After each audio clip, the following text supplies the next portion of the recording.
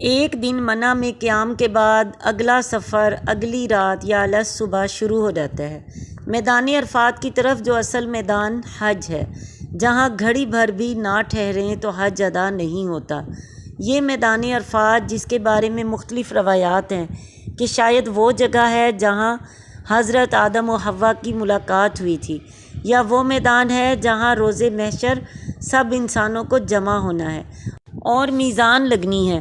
وہ میزان تو یہاں لگے گی یا کہیں اور، لیکن عملی نظارہ کچھ ایسا ہی ہوتا ہے کہ کفن جیسے دو سفید کپڑوں میں ملبوس انسانوں کا سیلاب امڑتا چلا آتا ہے، اور ہر طرف لبیک اللہم لبیک کی صدائیں بلند ہو رہی ہیں، جیسے اللہ نے پکارا اور انسان قبروں سے نکل کر لبیک کہتے ہوئے اس کی طرف چل پڑے۔ میدان عرفات مکمل سپردگی کا میدان ہے، جہاں انسان تمام تر کمزوریوں اور گناہوں کا اعتراف کرتا ہے اور اللہ کے حضور گریہ و زاری میں وقت گزارتا ہے۔ یوں لگتا ہے کہ جیسے میزان سامنے لگی ہے، اعمال تل رہے ہیں اور بندے اللہ سے معافی مانگ رہے ہیں۔ کتنی بڑی مشق اور یاد دہانی سے اللہ گزارتا ہے کہ دیکھو ایک روز اسی طرح میرے حضور پیش ہونا ہے، اعمال نامے پیش ہوں گے، ایک خوف کا عالم ہوگا، سارے گناہ یاد آئیں گے اور خسارہ پانے والے روئیں گے، گڑ گڑائیں گے۔ کتنے خوش نصیب ہیں وہ انسان جنہیں اس دنیا میں اللہ تعالیٰ نے موقع عطا فرما دیا کہ آؤ آج اپنے گناہوں کی معافی مانگ لو، آج اپنی ساری خطائیں یاد کر لو اور اللہ سے استغفار کر لو، آج سچے دل سے اللہ کو لبیک کہہ دو، اگلی پوری زندگی اللہ کے احکامات کے تابع کرنے کا عہد کر لو۔ توبہ تو اسی چیز کا نام ہے کہ انسان اپنی خطاؤں پر شرمندہ ہو، معافی مانگے اور آئندہ دانستہ غلط کام نہ کرنے کا عہد کرے۔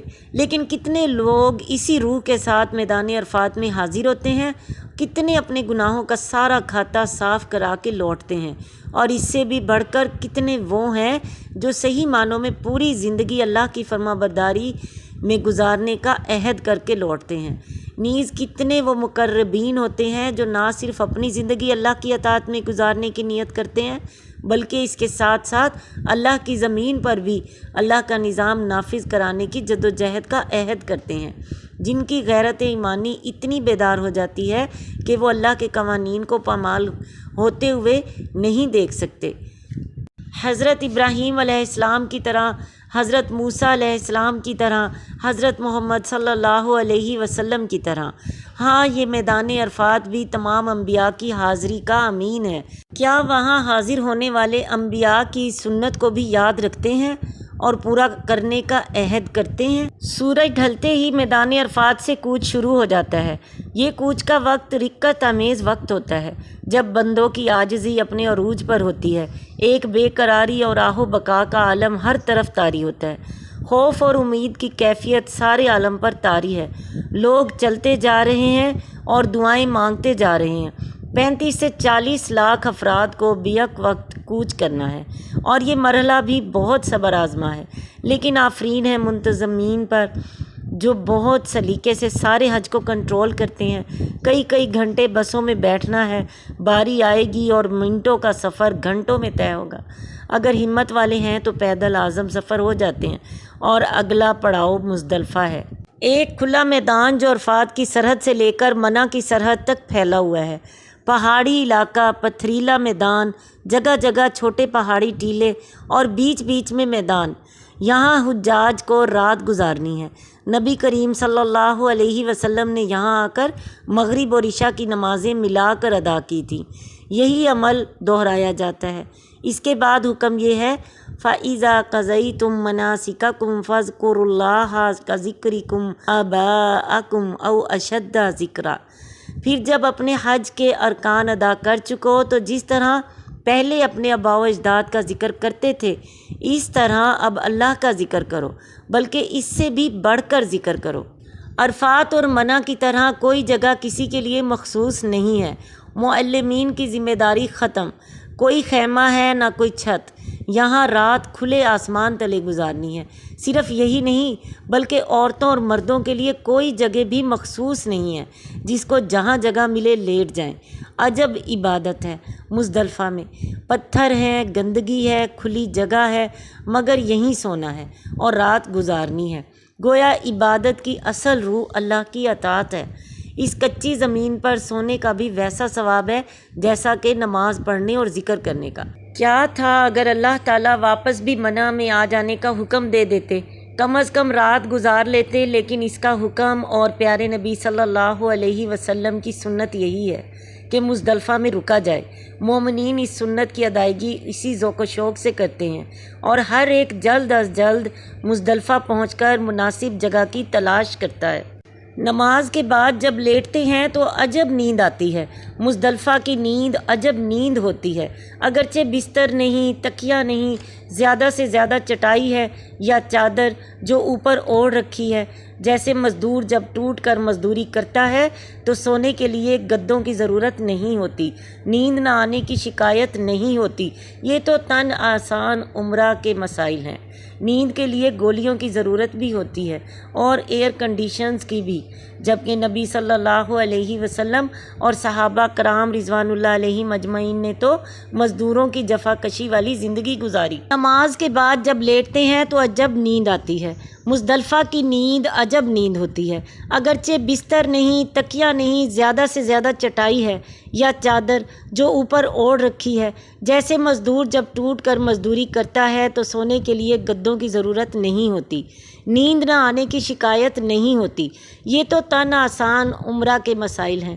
نیند کے لیے گولیوں کی ضرورت بھی ہوتی ہے اور ایئر کنڈیشنز کی بھی، جبکہ نبی کریم صلی اللہ علیہ وسلم اور صحابہ کرام رضوان اللہ علیہ مجمعین نے تو مزدوروں کی جفا کشی والی زندگی گزاری۔ ہمیں تو زندگی میں ایک مرتبہ منع مزدلفہ میں چٹائیوں پر سونا پڑتا ہے، مگر سلام اس پر کہ ٹوٹا بور یا جس کا بچھونا تھا، سلام اس پر کہ جو شاہ عرب و عجم تھا۔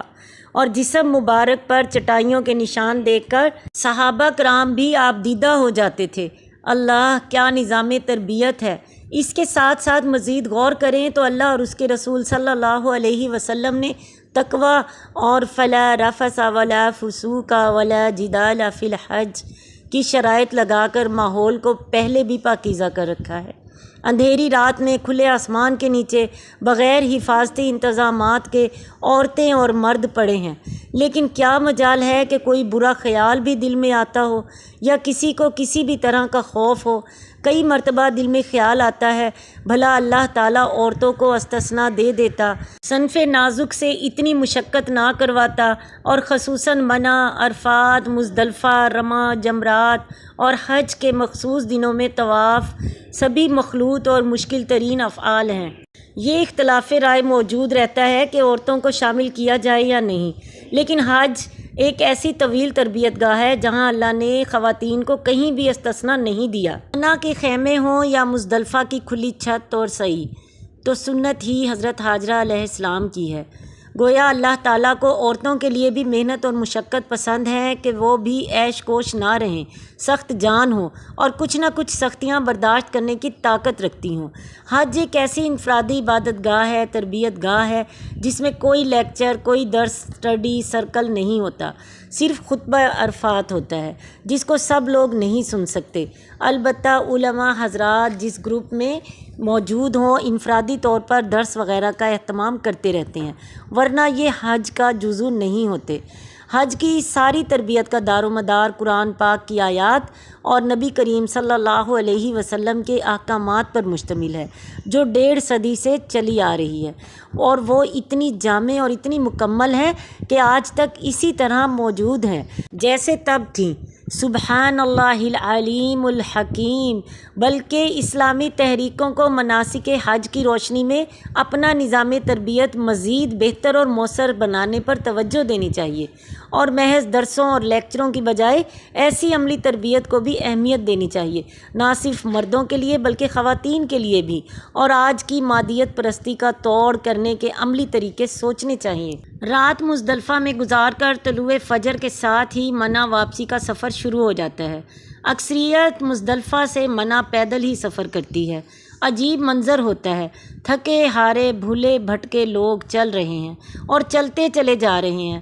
البتہ وہ نہیں بھولتے جنہوں نے اپنے خیموں کے نمبر اور نشانات اچھی طرح یاد کر لیے تھے، جن کو معلوم تھا کہ واپس یہیں آنا ہے، اور واپسی کی تیاری کر کے گئے تھے وہ خیموں میں پہنچ گئے، ورنہ لوگ کئی گھنٹے منع کے میدان میں بھولے پھرنے کے بعد رمی جمار اور طواف زیارت کے لیے چلے گئے، اور واپس آ کر بھی رات بھر پھرنے کے بعد صبح خیموں میں پہنچے، اور ایسے لوگوں سے بھی ملاقات ہوئی جنہوں نے منع کے بقیہ ایام سڑک پر ہی گزارے۔